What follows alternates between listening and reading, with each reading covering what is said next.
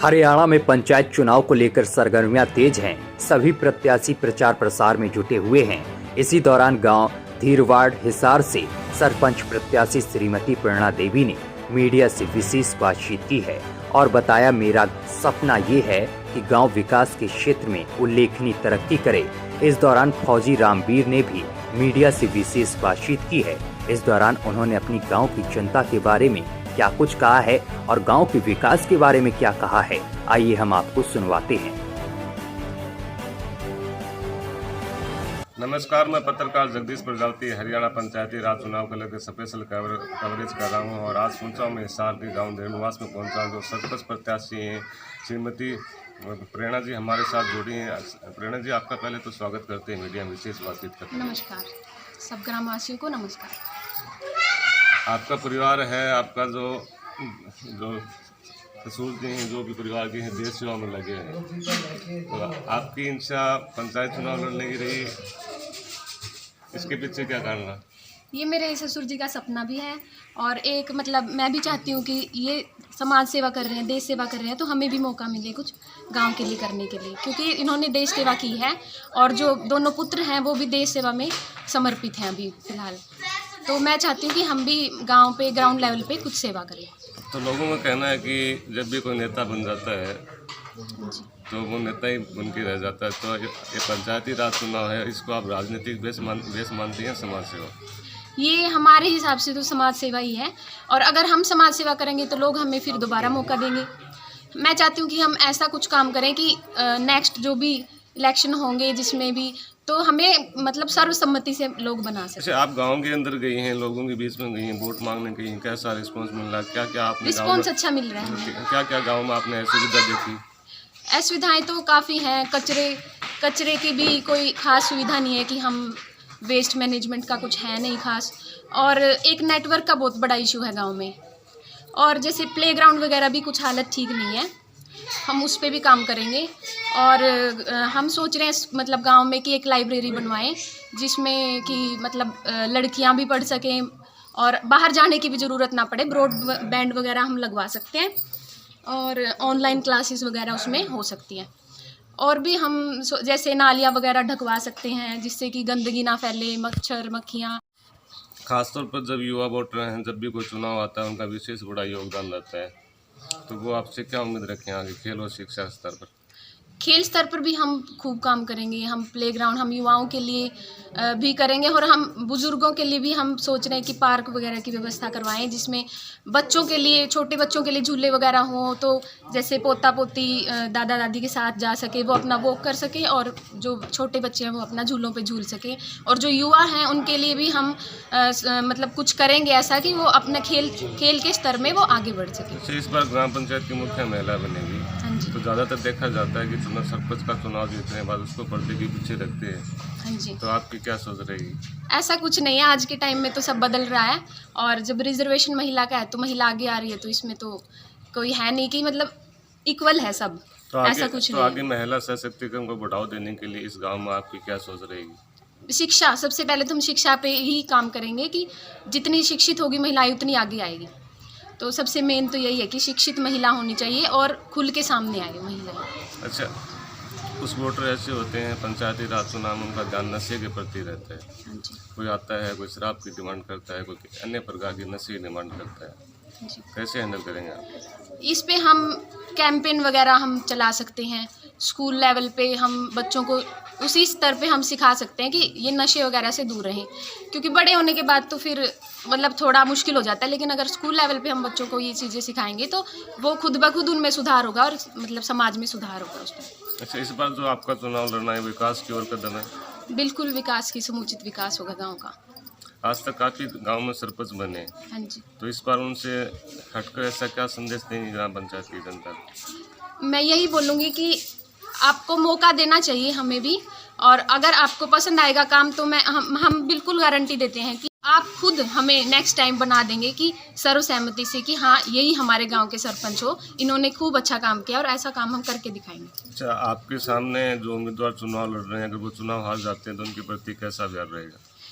व्यवहार कुछ नहीं रहेगा, वो भी हमारे गांव के ही लोग हैं, तो जैसा मतलब सबके साथ रहेगा वैसा उनके साथ कोई अलग व्यवहार नहीं रहेगा कि हम हमेशा भाईचारा कायम रहेगा। बिल्कुल भाईचारा तो कायम रखेंगे ही, और भाईचारा कायम हो भी रहा है गाँव में, तो उस पे तो है ही, मतलब भाईचारे के लिए हम हमेशा आगे ही रहेंगे, भाईचारे को बढ़ावा देने के लिए। अच्छा, ग्राम स्वच्छता अभियान को लेकर आपने क्या स्थिति देखी है गाँव की?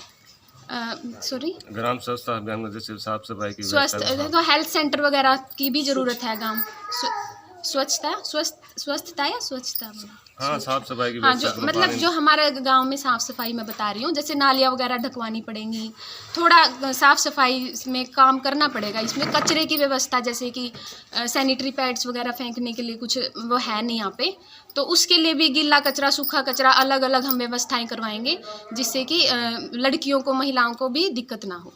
तो आपके नेतृत्व में ग्राम पंचायत के जो 36 बिरादरी के आम मतदाता वोट रहे हैं, उनके आदर मान सम्मान में आप कभी कोई कमी नहीं आने देंगे? बिल्कुल भी कोई कमी नहीं आने देंगे, आप मौका तो देके देखिए। सदैव उनके विश्वास पर कायम रहेंगे। बिल्कुल बिल्कुल जी, आपका बहुत बहुत धन्यवाद। मीडिया से विशेष बातचीत की है। मैं इनसे पूछूंगा कि आपकी शिक्षा कितनी है और आपकी उम्र कितनी है? मेरी उम्र 28 वर्ष है और मेरी शिक्षा MSc फिजिक्स की है मैंने, और B.Ed की है।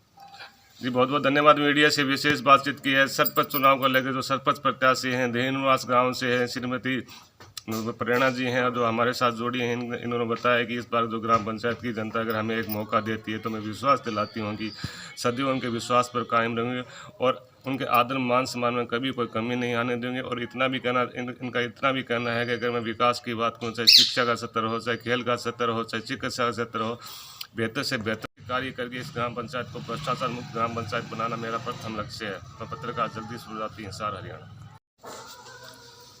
सभी दर्शकों को नमस्कार। मैं पत्रकार जगदीश प्रजापति हरियाणा पंचायती राज चुनाव को लेकर स्पेशल कवरेज कर रहा हूं। सभी दोस्तों को ये बता देता हूं, जितने भी दर्शक भाई देख रहे हैं, हरियाणा ऐसा पहला स्टेट बना जिसने पंचायती राज चुनाव में दूसरी बार शिक्षा का नियम लागू किया। आज हम पहुंचे हैं हिसार के गाँव धेनुवास में पहुंचे हैं, जहाँ सरपंच चुनाव को लेकर वैसे तो कई उम्मीदवार चुनाव मैदान में हैं, लेकिन इस ग्राम पंचायत की जनता ने जो फौजी की जो फैमिली है उसको चुनाव मैदान में उतारा, जिन्होंने देश सेवा की है। इनके परिवार के जो कई सदस्य हैं आज भी देश सेवा में लगे हैं। तो सबसे पहले जो रणबीर सिंह जी फौजी साहब हैं वो हमारे साथ जुड़े हैं प्रतिनिधि के तौर पर। इस समय मीडिया से विशेष बातचीत कर रहे हैं। श्रीमती प्रेरणा इस समय चुनाव मैदान में है, आपकी पुत्रवधू है। यस। तो सर, सबसे पहले तो आपका स्वागत करते हैं। आपका भी धन्यवाद जो हमारे गांव में पधारे, और आपके सभी दर्शकों को राम राम। सर, आपने देश सेवा की है, फौज में रहे। इस बार जो ग्राम पंचायत की जनता ने जो आपके परिवार पर भरोसा किया है, वैसे अगर मैं पंचायती राज चुनाव की बात करूं तो आप इसको राजनीतिक वेश मानते हैं या समाज सेवा? ये समाज सेवा मानता हूँ और 36 बिरादरी का सहयोग है, और सभी इच्छा है कि हम जन सेवा के लिए उतरे हैं मैदान में। अच्छा सर, अगर आज मैं गांव के विकास की बात करूं, मैं जैसे वर्तमान में आपके गांव में शिक्षा की बात करूं, चिकित्सा की बात करूं, वर्तमान में स्थिति कैसी है? आगे ग्राम पंचायत की जनता अगर आपको परिवार को यह मौका देती है, यहाँ से सरपंच चुनती है, तो आगे इस क्षेत्र में कैसा सुधार रखेंगे? शिक्षा के बारे में तो ऐसा है, शिक्षा में लाइब्रेरी बहुत ज़रूरी हो गई आज के दिन। आज के समय में जो हिसार जाना पड़ता है और ना ही आने जाने का साधन है, लड़कियाँ तो बिल्कुल भी नहीं जा सकती, लड़के तो फिर भी अप डाउन कर सकते हैं। सबसे पहला तो प्राथमिकता तो यही कि लाइब्रेरी हो गाँव में और स्कूल का स्टाफ पूरा हो। और चिकित्सा की वर्तमान में? चिकित्सा तो बिल्कुल नहीं है अभी गांव में। तो आपका आगे कोई प्रयास रहेगा? आगे हमारा ये है कि भी टाइम पर तरह तरह के कैंप लगवाए जाए। हॉस्पिटल तो चलो ना बढ़े, तो अभी कैंप लगे हर बीमारी के संबंधी। सप्ताह में महीने में एक बार एक कैंप किसी चीज़ का, एक कैंप किसी चीज़ का। एक सर सवाल आपसे, या पंचायती राज के चुनाव हो तो आप एक फौजी रह चुके हैं, देश सेवा की है, जो युवा वोटर हैं उनका खास विशेष तौर पर बहुत बड़ा योगदान रहता है। तो आगे देश सेवा के लिए खेल के क्षेत्र में जो युवा हैं वो आगे आपसे क्या उम्मीद रखें? कैसे? हमारा तो यह खेल ग्राउंड ठीक हो, हर बच्चे की खेल में रुचि हो, तभी नशे से दूर रहे। वही बात है, देसी कहावत है, खाली दिमाग शैतान का घर। अगर कुछ करेंगे नहीं तो गलत रास्तों पर चलेंगे। इसलिए खेल ज़रूरी है। आगे उनको प्रोत्साहन करना, भी आगे जाके ये करना वो करना, आपको भर्ती देखनी, जो भी है अपना कैरियर के बारे में बताना।